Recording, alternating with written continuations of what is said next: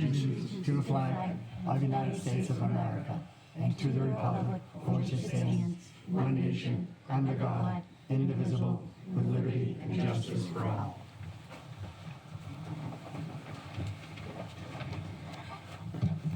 We'll begin the meeting with a moment of silence.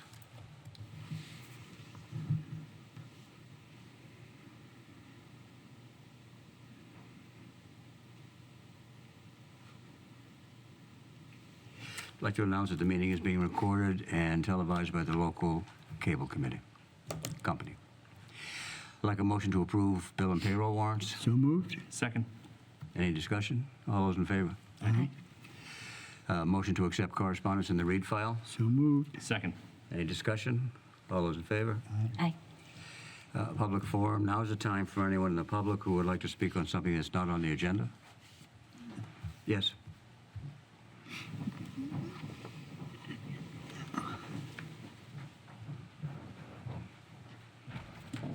Good evening, everyone. Ken Lytell, 137 Warren Ave. I know you have a hearing at 7:05. I'll try to be quick.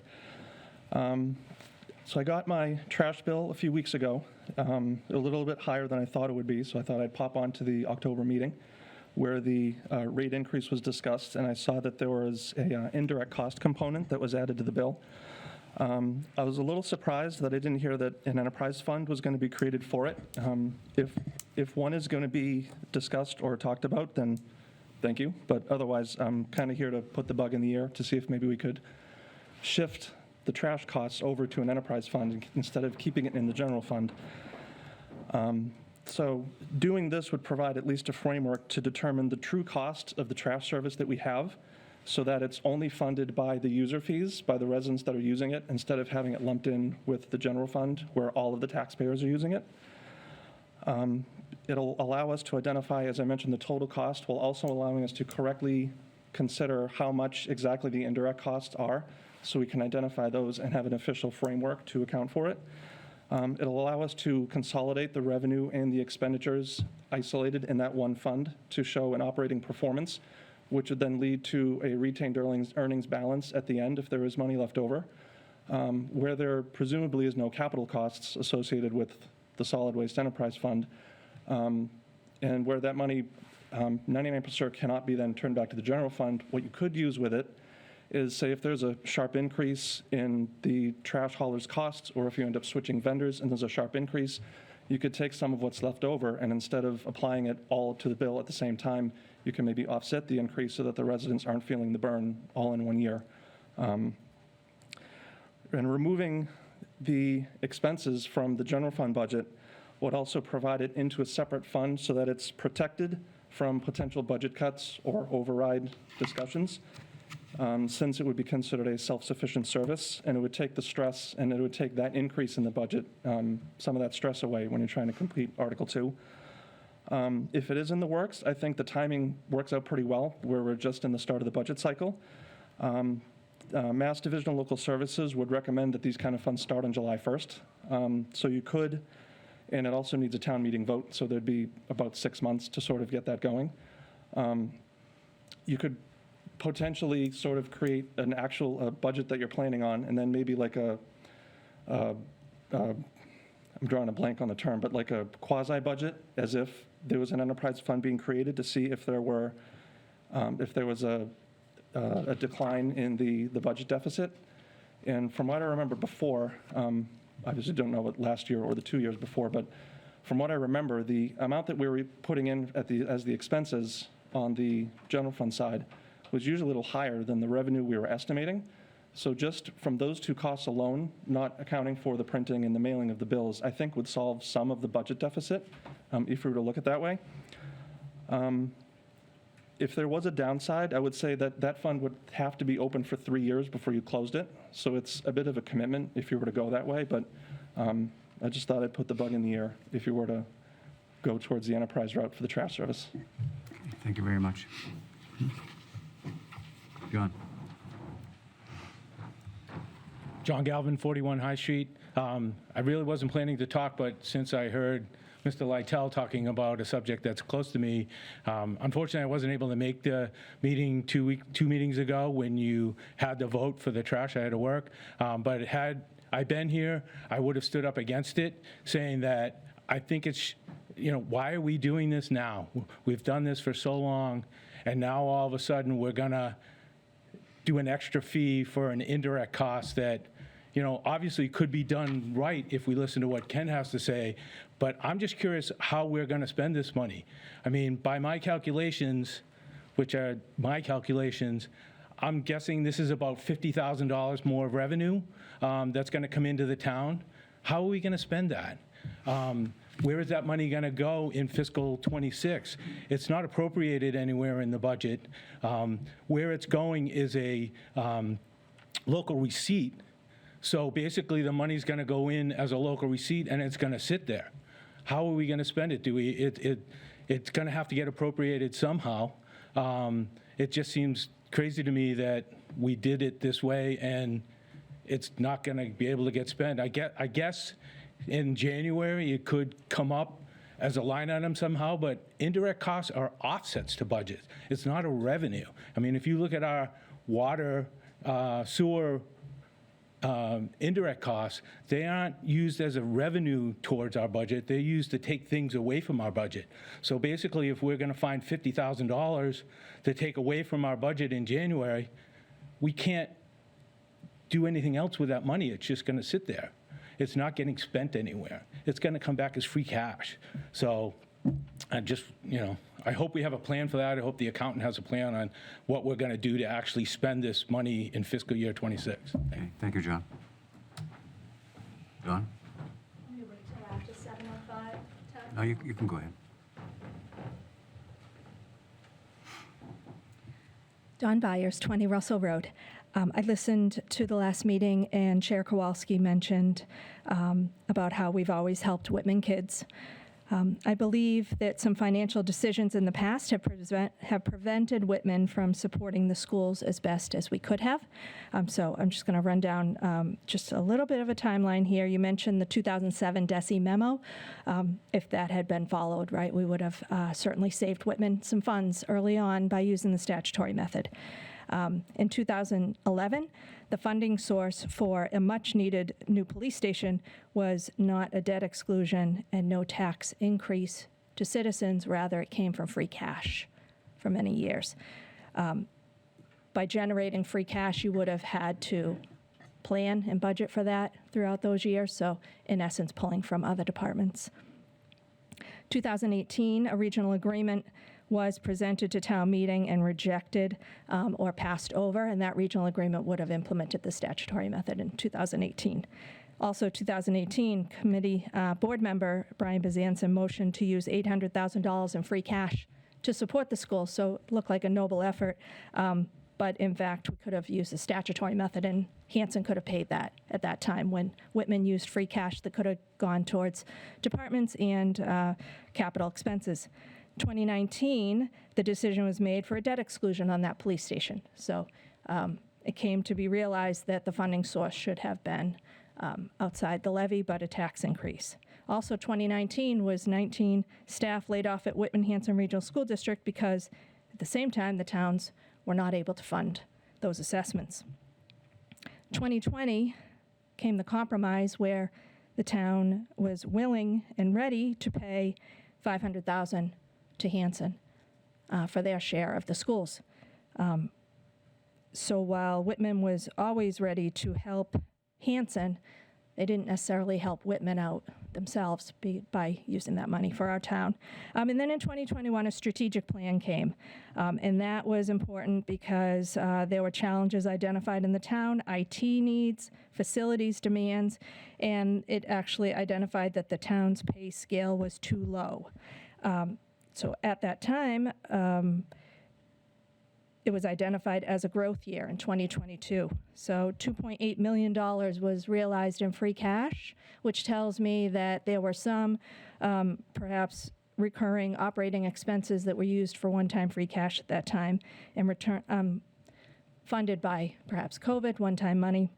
And then it was rolled into the operating budget. Also, the strategic plan indicates communication. What I've been hearing and seeing is committee member, Sean Kane, who's not here tonight, but he spoke at the school committee meeting in public comment. So that's a one-way communication. I know you've been talking about the schools in your meetings. What I'd like to see and hope to see more is in line with your strategic plan, which is communicating together, right? Communicating with each other rather than at or about. And then the strategic plan also asked for quarterly and annual progress updates. So on the website has some information to follow up on initiatives and the status of those. So I'm hoping that that can be on the agenda at some time in the near future. Also, the amended regional agreement is also outstanding. So we have an opportunity to negotiate, or at least put it on the table, that that agreement could be saving Whitman more. I've talked about that in the past. So my question to the board really is, do we need an override to keep level services for FY27? How are we working towards this? Are these small working groups that are private? Or is this where we need to resurrect the budget override evaluation committee? We brought John Madden in before. We evaluated that back in 2019. Is there going to be zero-based budgeting? So I hope this board will begin to communicate openly and together for the benefit of the entire community. Thank you. Thank you. Anyone else? Can I speak about the trash fees, about John? On the trash fee, John, We usually don't okay. comment on public comment. Well, if we, Well, I wanted to explain something to him, that it wasn't the money that they asked for extra money would pay the full trash fee, what it cost the town for the building. There's not extra money coming in. Okay. we can put it up, we can discuss it in an agenda Yeah. item at a Okay. future meeting rather than respond. Yeah, okay, Public comment, not public discussion. okay. Okay. Approval of meeting minutes, open session, May 20th. We're going to pass over that. We have a 7:05 hearing. Public meeting with respect to the application of Smartway Collision Center and Auto Sales Incorporated, Widener Santos, for a Class II auto dealer's license on the premises located at 5 Franklin Street, subject to the final inspection and approval of the building commissioner, zoning enforcement officer. So moved. Someone here from Second. Smartway Collision? Okay. Did you move that? Yeah, I Move moved to it. second. Would you like to say anything? Just thank you for Whitman support me. Have a business over here for 8 years, and now I got the 5 Franklin Street, and I want to move my family from Brockton to here in like a year and a half. That's all. Very nice. Anyone Thank have you. any questions or comments? No, she's welcome. Thank you so much. Thank you. All- God bless. Let's vote it first. Yeah. All those in favor? Aye. Okay. Good luck. Chairman's report, all I'd like to say is that, when I see Ryan is here. Good luck, Ryan. I was happy to see that you were, when the school committee reorganized, they chose you as the chair. I think you're going to do a great job. You did a good job the other night in a very tense and tough situation. It wasn't an easy meeting to manage. You managed it well. And I wish you all the luck in the world. You're following someone that has had a lot of experience as a school committee member, as a union leader, as a select board leader. She was a terrific chairman for a long time for a lot of groups, and you have big shoes to fill. But I'm sure that you can do it, Ryan. And I'll be following you. And good luck. I've always thought that you'd be a good selectman. So keep that in the back of your mind, Ryan, and good luck. Seriously, you did a good job. You did a good job the other night, handling a tough situation. And may I And then- say, I knew you when. I won't go into that. Okay. Very, and very, also, very proud. Yeah, as part of my chairman's report, I'd like to turn the mic over to Laura, who has an announcement she would like to make. Thank you so much, Carl. This announcement is to the public. I have watched, as you all have, the disgrace that's been all over the TV. I've been very saddened, and every comment hit home as many of you understand my story, you'll know it hit deep. I love this town very much, and there is a reason for my announcement today on December 1st. It's a new start, and now you have all the holiday time to put this through your head and do some thinking, because I've asked every year since I ran. Well, I've been asking since 2017 when I first ran, but I've been asking for people, the glue of this community, not alliances, not agendas, the glue of the community to step forward and fill all of the positions, boards, committees, whatever have you. I've given you an example of what I feel my grandfather and the past great people of this community would want from leadership. I would hope and pray that that's what comes forth, and I hope that many, many come forth. And that's why I am announcing my resignation on April 5th. You might remember that's my grandfather's birthday, and God gave me the opportunity to tell you that it's also Easter. And I do want to just real quick address a couple of quick things very quickly, because the Patriots are on soon. But I felt very hurt by what I heard from the students, from the teachers, from the community. And everyone that knows me understands that, especially my husband and my ACO partner. I came forward here a long time ago to bring the community together, and that's still what I intend to do with good people coming forth. But I was dishonest with you because I never told you the gosh darn truth, because I couldn't show up at May meeting. I won't get into why, but I had a nice unexpected phone call that kept me from it. But I had intended to explain to this community that voted me in and that have made me so proud. I'm honored, and I will forever be honored by your vote. But I had to go out on trauma therapy from January till I returned for one meeting. Before then, I had a phone call. And I don't want to hear much about it because I really don't give any notice to people that are malevolent cowards and don't have any ability to come to my face. I'm a handshake and my word person, and that's how this town is. So I expect you all to get up off of your seats. I expect you to come to these meetings. I expect you to fill town hall, and I expect you to make me darn proud of the next select person that I hold this seat for right now. And I don't hold it in protest or anything like that, because when y'all get up here, you'll understand that we have to run a budget of an entire town. And I know we can do it. I don't have so much faith in the federal government and the state, but I have a lot of faith in this town of Whitman. And I have all the faith in our residents. And I just want you to know that I didn't take this very lightly, but I didn't even get permission tonight from my doctor to be here. So I needed you to know in case she says I can't be here the next time, because that's not of my doing. But I don't come to you as a CPTSD victim. I come to you as a CPTSD survivor that held this seat in respect for every department, every person. And it pains me to see anyone that says they love our town to divide it in any way, shape, or form, because there's not a single person that sits on this or any board that doesn't love children and police, fire, town, and elderly. We are all in this together, and we can rise together or we can fall together, but I have faith. Thank you.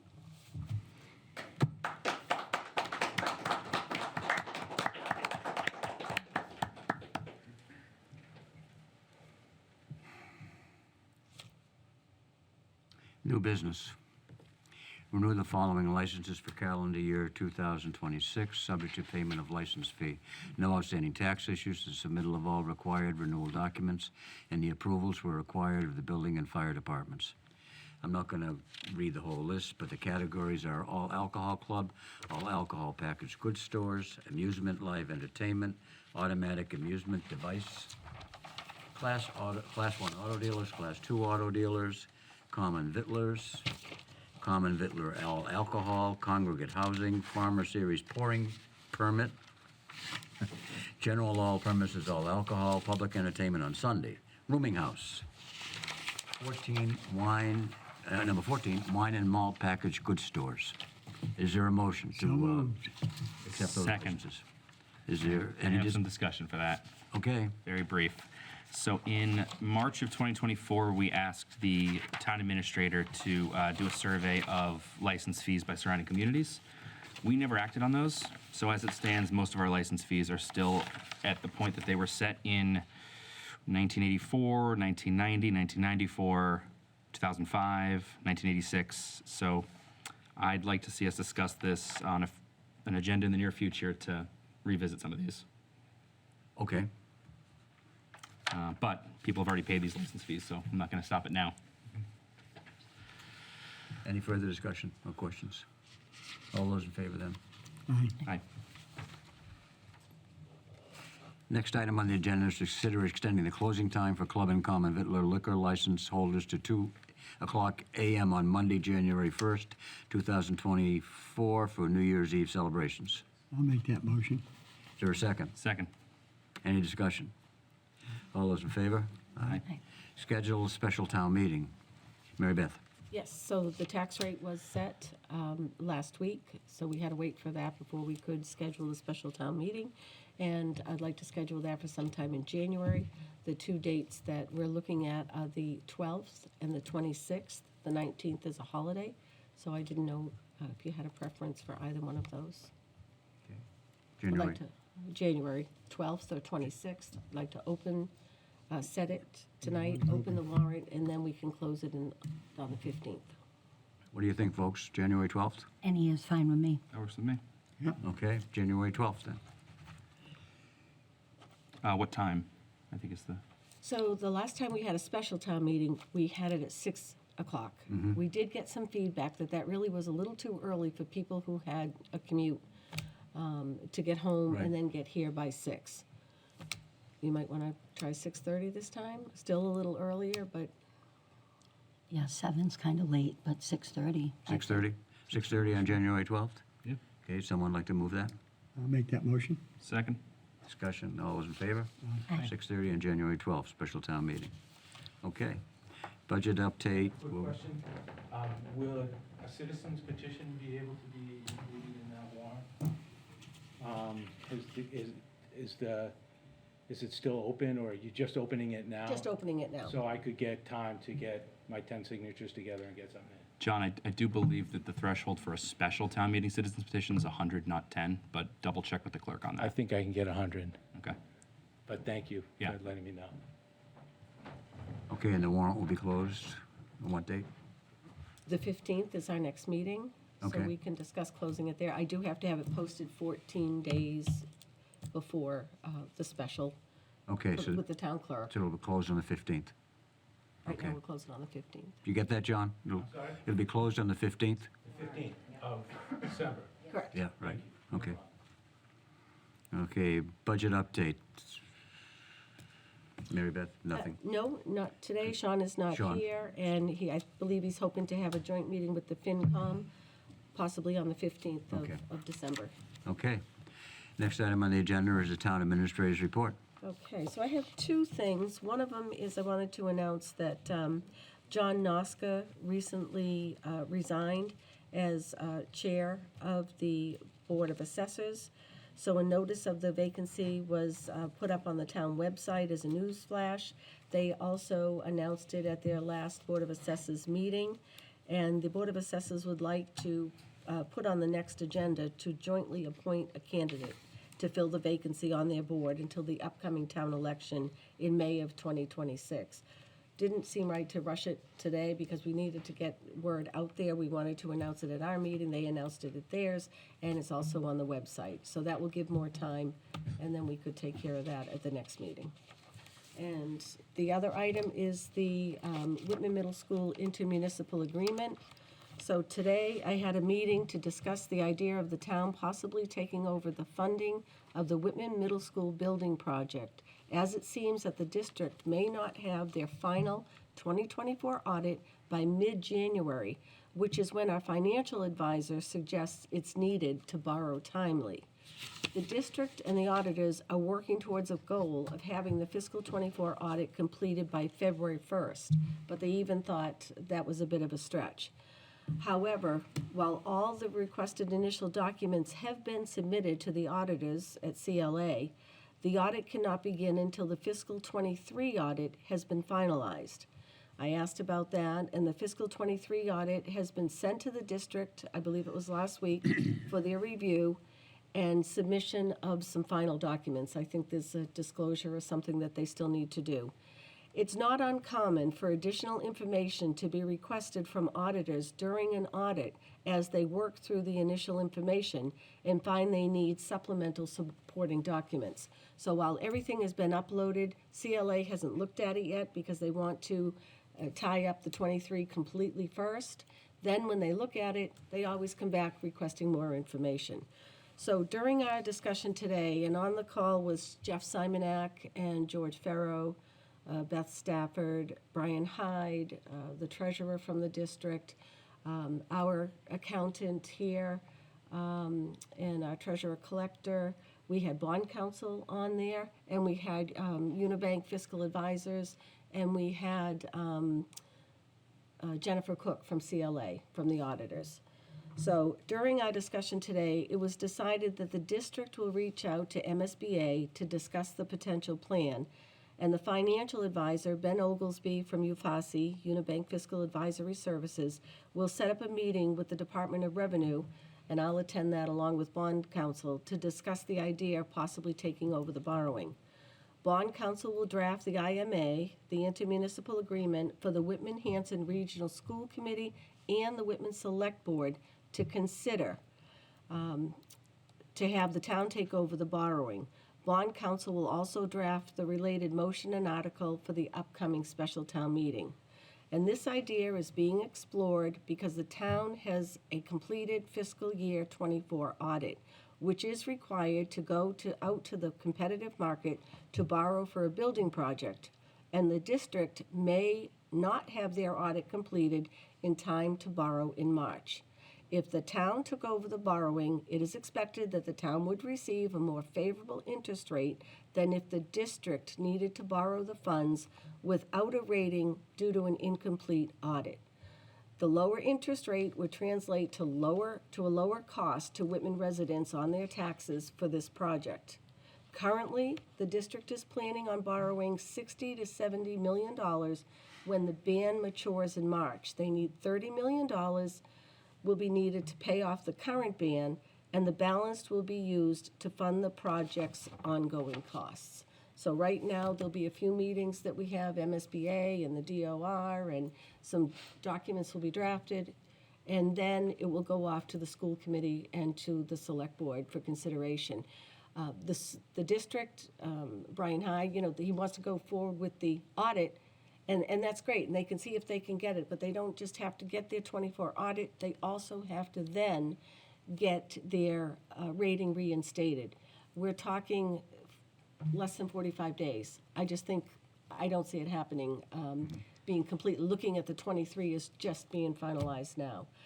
So we're going to work and put an article forth for consideration. If it's voted, we'll have a placeholder. If it's not needed, it's not needed. But at least if we don't do that, it could get to the point where they are going out again to borrow without a rating, which when you go to the market without a rating, they'd probably have to do a ban, a short-term note, instead of a bond, which they'd probably prefer. So it's smart to have a plan, to have a backup plan. Okay. So that's where we are, and I'll just keep you updated. The next meeting, I'll give another update. Anyone have any questions or comments? I do. Did you find out if we own the property? So, as a matter of fact, that came back. For the middle school, the district owns the high school. But for the middle school and the elementary schools, the town owns them and they lease. We did reach out to council and we got an opinion on that. And I had seen that, but I wanted to make it clear to the public. Oh, okay.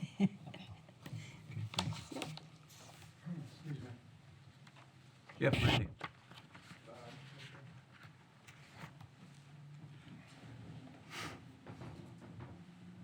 Randy Lamontina, 41 Holmes Terrace, 6 Riverbird Circle. I was the vice chair of the building committee at its inception, and I don't know if that's Nancy Campany giving you that opinion, but it was very clear and spelled out in the documents early on with MSBA that the district owns the building. So I know you're on that committee. Probably look back at the original MSBA documents because it's spelled out. I spent about 4 to 5 months actually making sure we retain the rights to our fields. So I actually think you're misspeaking, and Ms. Campany doesn't quite have the Okay. full grasp. That was her opinion that we just Okay, received. that's I'll look into not what's in the documents. I'll tell you that right now. Well, I'm up here because I didn't get noticed. I think a few of us are here for the budget update, and I just want to say that it's actually fairly sad that the town administrator cannot give a budget update, and I don't know why one selectman, and I actually asked you about this, Chair, a week ago, why one selectman with a clear agenda is doing the budget. That's not the way it was before. The budget was put together by the paid professionals that have the experience in this. And it wasn't just one department being looked at under the guise of collaboration. If anything, I think somebody that is not vested or has interest by a spouse working for the school district should be doing the budget for the town. We've seen what has happened with his collaboration.